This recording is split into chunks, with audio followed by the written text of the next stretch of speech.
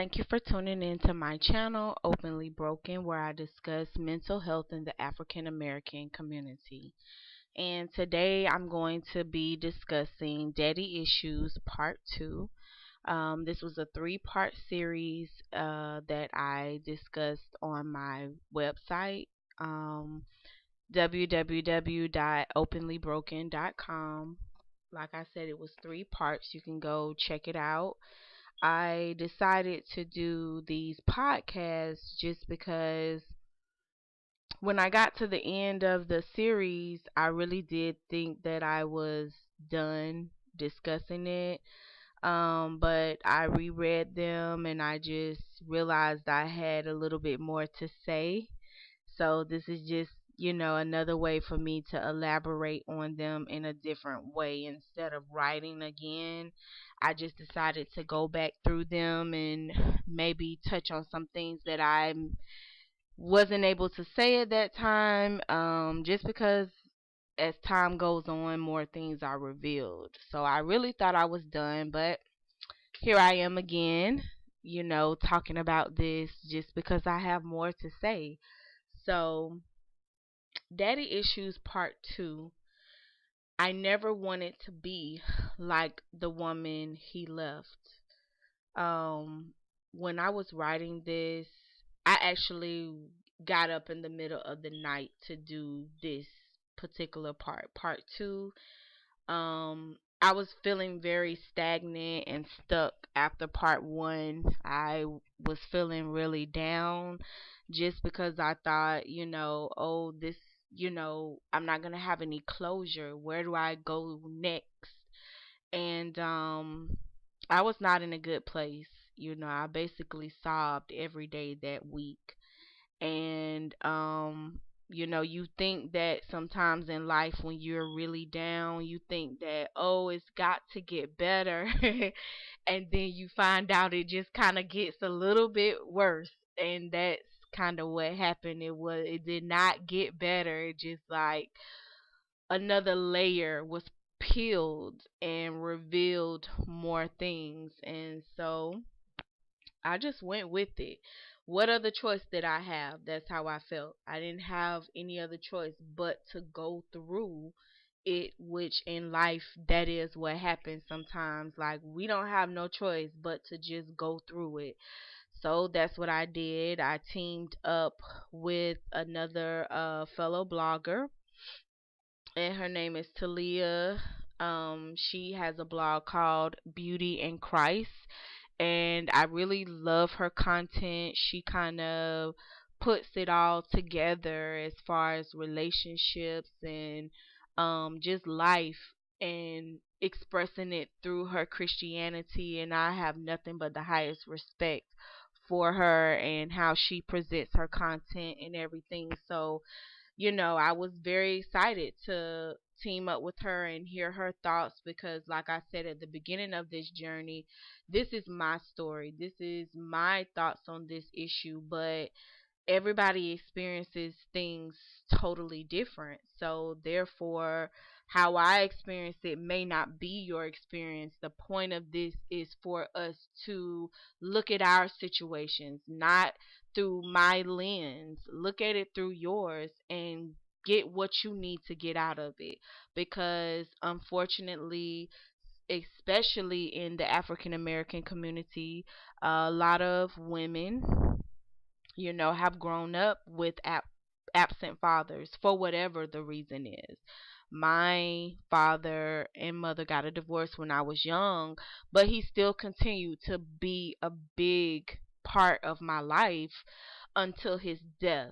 At the very beginning of my teenage years, he passed away. So, yeah, that was another blow in my life, and I have to recognize that.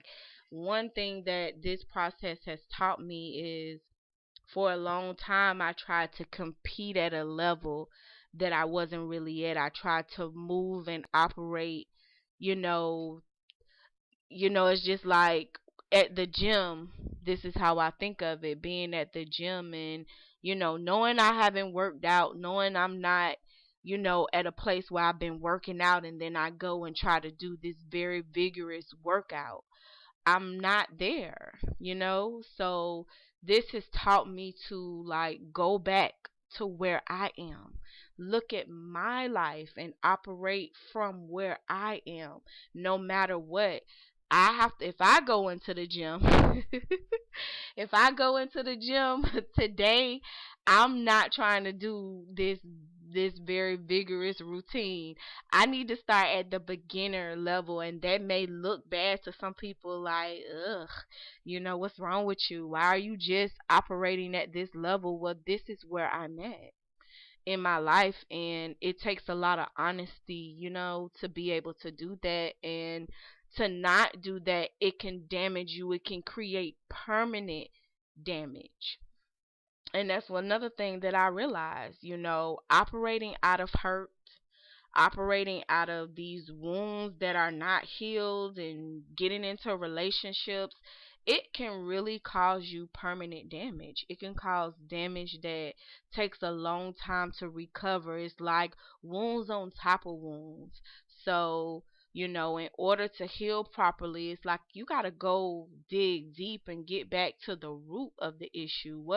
What's really going on beneath all of this, because a lot of times, even in relationships, sometimes the things that we're arguing about is just surface level.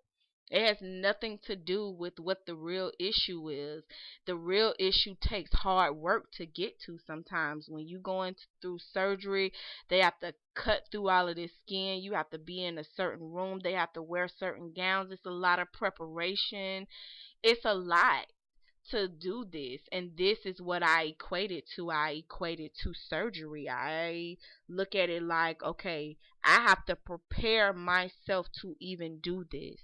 It's not anything I can just jump into and shoot off at the mouth about. It's not that at all. When I'm not writing, when I'm not talking, when I'm not going live, I'm doing a lot of praying, a lot of meditating, a lot of thinking, which I don't like to do a lot of thinking, especially about certain topics or whatever. And this has always been one of those topics. My dad has always been a subject that, I kind of stay on the surface with. I don't dare, go beneath the surface of this, because days like his birthday, the anniversary of his death, Father's Days, those are big triggers for me. I'll be in bed and it'll snowball into something really big where, okay, that day kind of gets me reflecting, but then it'll turn into where, okay, it's beyond reflecting. It's a full blown depression. Now it's 2 weeks later and I'm barely getting out of bed. I've lost track of whatever my goals and plans were. I've just been depressed, been unable to move from that position. And as I look back over my life, I can honestly say that it hasn't been a year of my life that has gone by that has not happened.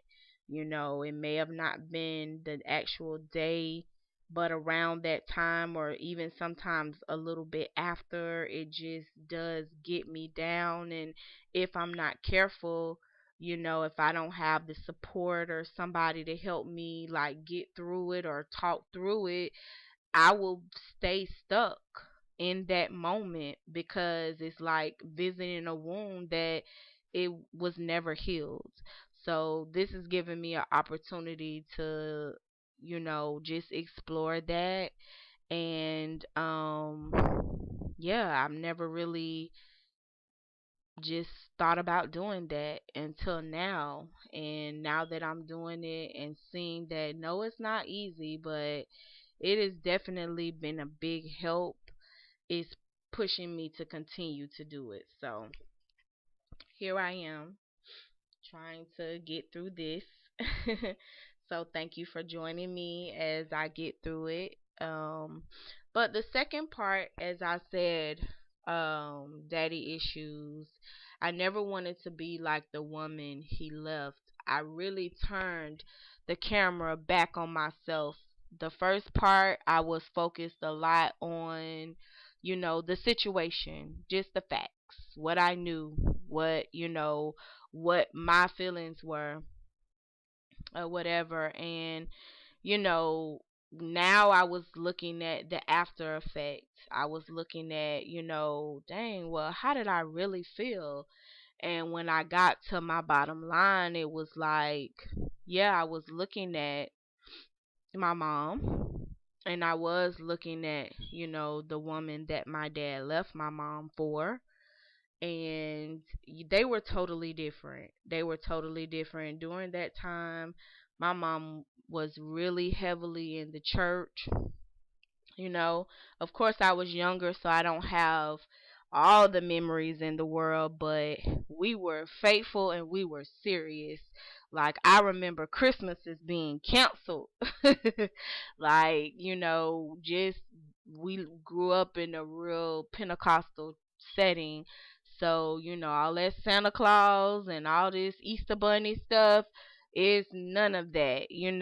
This God does this, and whatever, which honestly, it never really bothered me. Like, I always knew it was no such thing as Santa and all of that stuff like that. Like, I don't feel like I missed out on anything. I have no regrets when it comes to that. I'm just, letting you know how it was, how my life was. And my mama, she just had her clothes that resembled the lifestyle that she lived, which was, long skirts, thick stockings, barely any jewelry. My sister was much older. She's like 9 or 10 years older than me. Fingernail polish, nope. All those earrings and stuff like from the 80s and that big stuff, nope. Lipstick, oh no. None of those things was going down in our household, and but it was just like a big shock to see this other woman, that my dad lived with now, and how different she was from my mom. She was the complete opposite. I don't remember her face. I just remember her. I remember the way she walked, the tapping of her shoes, her high heels, the click clack, and the her body language, and the jingle of her bracelets and stuff like that. I remember, just the way she carried herself. It was very different. It was very sexual. It was very, just in your face, and you can't miss it. She was very noticeable, and just strategic in how she behaves, especially around my daddy. She wanted his undivided attention, and we often bumped heads. Even though I was like 5 or 6, I felt like we competed, and she would let me know, like, that's my man. I saw you hugging on my man. She would pull me to the side, out of my dad's ear sight, and like, or earshot, whatever, and be like, I don't nobody hug up on my man but me. These are words I clearly remember her like coming down to my level, looking me in the eye, pointing her finger, or pulling me to the side, whispering in my ear, telling me these things like, I told you, that's my man. I saw you hug him, because she let it be known like she didn't like me hugging him, holding his hand. She made it seem like that was so wrong to me. Like, you're not supposed to do that. That's my man. She was very serious about it, and I was so confused. I was so confused, but I got it. I got her anger. I got the seriousness of it, which made me back off. It made me rethink. It made me sneak and feel like I had to sneak. And that part, the way she treated me, has definitely played a big role as to why I keep my kids kind of close to me, because you just don't ever know. I know a lot of times, you know, men look at women, especially like if we have kids together and we're no longer together, and then he gets another girlfriend. And so I've been in situations where, I'm like, no, I don't really want my child around her. I don't know her. All of a sudden I'm the bitter baby mama. All of a sudden I'm just like, oh, you just still love him, and all of these different types of things. Not saying that in certain instances that was not the case, but what was at the forefront of my mind were these memories that I had of how this lady treated me, how she slapped me, how she choked me, how she just mistreated me, how she abused her power, and like was just really mean to me, where I just felt alone. I felt very alone, and then I didn't feel like I could tell my mom about these things. I actually only told her about some of them last year, 2017 was the first time, and she sat across from me with her mouth wide open. And I didn't even, I couldn't even explain why I had never told her, because that's what she wanted to know. Like, why didn't you ever tell me? And looking back and thinking as a mom now, of course I know I should have told her. But at that time, for some unknown reason, I felt the need to protect her. I felt like I wasn't supposed to tell her. Or maybe I was trying to protect my dad. I felt like I knew it was wrong what she was doing, but I also could see how much he really loved her, this new woman, how he was just eating out of the palm of her hands. And I just didn't feel like he would believe me, and I didn't want to be in a position where I had to see my dad take the side of another woman over me. But I really felt like that is exactly what would have happened, because I saw him behave in a way I've never seen. I saw him just like chase after her, and just like, ugh, disgusting. Just it just like embarrasses me to just even think about it. And the sad part is that growing up, I've kind of wanted that power. I have. I don't want to be the woman that gets left, and that you're not even interested in, that you don't, that is good for you. You know what I'm saying? But you're not interested in her. You don't care about her. You leave her. I don't want to be that. I'd rather be the woman that got you eating out the palm of my hands, even if it doesn't give me the title. And that's very dysfunctional. I definitely can say that, but I had to be honest with myself and really just admit that to myself, like looking at the situation, because this whole process started from me saying, let me see what my life, my experiences, what I've seen has taught me about love, family, relationships, marriage. This is what I've seen. So I understand people like, oh no, that's not, no, that is not the right way. That is not the right thinking. Well, you haven't walked in my shoes. You haven't sat as a 5, 6, 7 year old girl looking at these things, seeing this and putting it all together as I've gone through life, but remembering these very big things, these big impressionable things, you know. This is what I have had to go off on. Other things, I hear what people say. I hear you. I hear you saying that the right way is to be married. The right way is to do this, to wear this, walk like this, blah blah blah. But let me tell you what I've seen. Let me tell you what I saw with my own eyes. I saw a man that was married for years. We had a family. We were together, and I know he loved us. I know he loved my mom. I know he loved his children. I know he loved God, the word, trying to do what's right. But in the end, he left. He left to go be with this person that was so horrible. He left. So what does that tell me? It doesn't tell me that doing the right thing get the right way. It tells me that being like this woman has the power to make you leave your entire family. No matter how much you love them, no matter how much you want to do right, blah blah blah. You left all of that for that. So, yeah, I get a little heated. I get a little heated thinking about it. I really, really do. And throughout my life, the only thing I don't really know how everything ended between, my dad and this other woman. I don't know.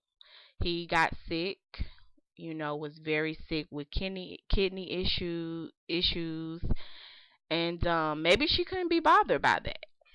You know, I do recall moments where he stayed in a hospice type situation. Of course, I didn't know it at that time, but now I know the place that I definitely remember him staying. I remember as a young adult going back there. Just I didn't tell nobody.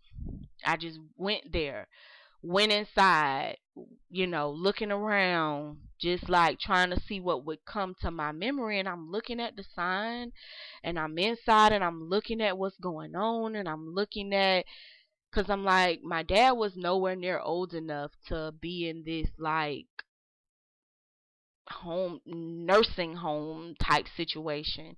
But it was a hospice, it was a place where you go knowing that you're not going to make it. And I get very upset at the fact that I didn't know. I'm just thinking this is his new place. We just happen to live in this building. It's just I guess this is just an apartment building that a lot of older people just happen to live in, not knowing the truth or whatever. And I just do remember being there and him having conversations with her. I don't know what the extent of all of it is, and I don't really know. I'll never know. You know, I'll never hear it from him. So, all I can do is go off of what I know. And what I know is they didn't make it. Their relationship ended, and we were there. Her kids was not there when he died. She was not there. Me, my brother, my sister, we were there. And we were there after to, like, deal with the death of our father, the death of our family, such as it is, or whatever. And yeah, it's hard to deal with that. It is very hard to deal with that. And it is a very big deal, and I'm not going to allow somebody who don't know my situation, who has not walked into my shoes, to, like, make me feel like it's not a big deal, because it is a big deal. It's a big freaking deal. And that's why I'm doing this. That's why I'm talking about it, because although it may not be a big deal to anybody else, it's my whole life. It's my world. It's everything to me. So, and I want to, now that I'm realizing just how important family is, and how important it is that we do things the way God intended for us to do it. Like, it's a purpose for that. There's a reason it's supposed to go down this way, because when you get off that path, the straight and narrow, anything is bound to happen, and you're opening yourself up to so much. so many negative things that can happen. And I just, I want to take it seriously from this point on. I can't do anything to change the past. I can't go back. I cannot do that. But I can, learn from it, teach my boys these things, and try to raise them with character and integrity, and with things like, I know it's hard to do the right thing, but it is so worth it, because when you don't do the right things, this is what happens or whatever. So anyway, um yeah, that's basically what this particular post was about. I really went into talking about, the other woman and the power that I saw she had. And I went into also how she tormented my mom. When I was like becoming a young adult, my mom began to open up about a lot of stuff, because I know it had to be hard for her, because when my dad died, he just became like this saint. I can honestly look back and say that, like, don't you dare say one nasty negative word against my daddy, because he not even here. I know it was a lot for her to deal with, knowing the things that he did to her or allowed this other woman to do to her, which was taunt her. Because back in the day, it wasn't no caller ID or anything like that. It's just basically your phone ring, it's the middle of the night, your husband not there, and this woman is on the other line, saying these things. Oh, he's getting ready to walk in the door. I guess I'll send him home today, and just taunting her. You know, I just, as a woman, yeah, I totally get why she divorced him. I totally get why the marriage ended, because that's a lot of hurt to deal with. I can't even imagine it, because I've never been married. I've been in relationships, and I couldn't deal with the little stuff that I deal with, let alone be in a full blown marriage, have had kids, like put in some years, 15 plus years, and to have this happen. It's like, yeah, no, I'm not with that. And I definitely get it. But before that time, it was just like, why couldn't she just stick it out? Oh, God, I hate that I ever even thought that. It was just the little girl in me, that wanted the family, that wanted my daddy to be here and stuff like that, and not understanding the role he played in the demise of our family. So, you know, and one thing I recognize too with looking at this is things shift in relationships, especially in relationships where it's like dealing with another woman, side chick, whatever you want to call it, which is very present this year, 2018, 2000s. I mean, they always been around, but side chicks and other women and all of that stuff, they are bold. They are straight bold. They don't care. They let it be known. They want everybody to know. And this really opens up a lot for me in my thinking, because I always thought that,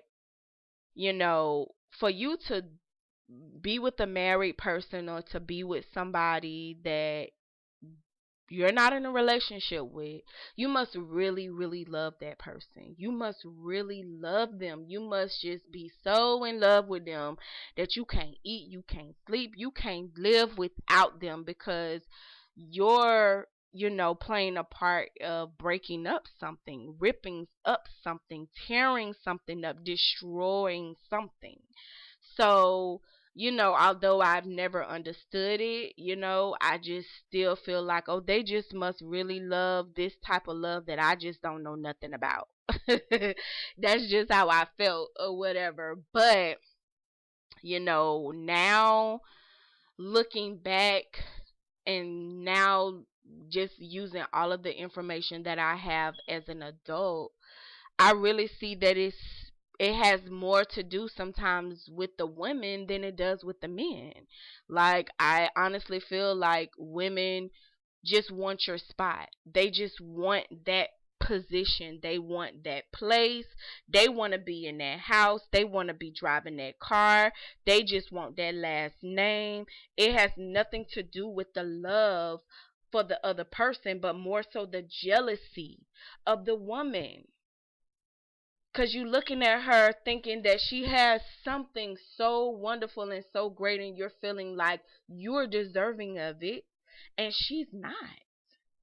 So you're not even really acting out of love. You're acting out of whatever feelings, you know, insecurities, whatever you have going on. You acting out of that.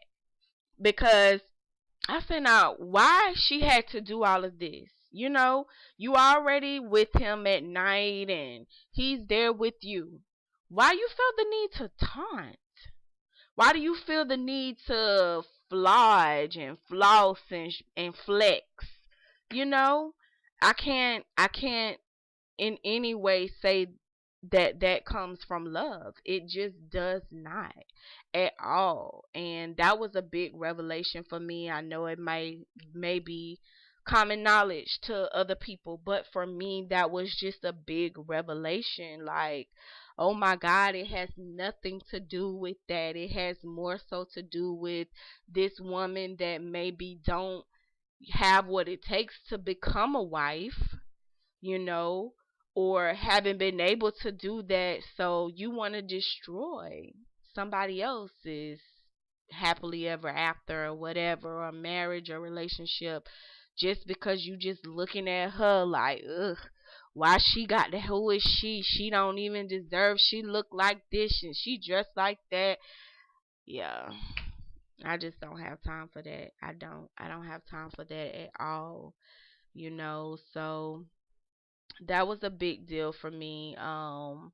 One thing I can say, after I wrote this, I ended up sending it to my spiritual counselor, and she called me one morning. I wasn't even out of the bed yet. I was still in the bed, just being down or whatever, but it was still early.